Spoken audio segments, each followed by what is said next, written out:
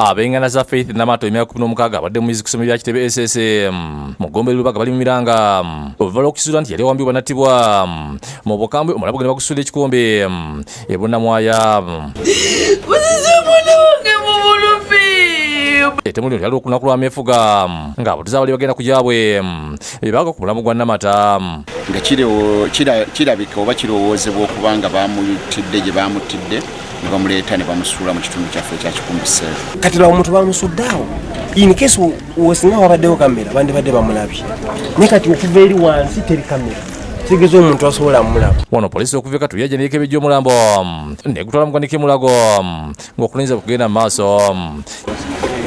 Kitegerekese nti omugezi Namata abadde abeera ne jjajjaawe Regina Nabagala ennyana ekisangibwa mu Gombe Lubaga nga wano wabadde ava okugenda okusoma ku Kitebe SSM.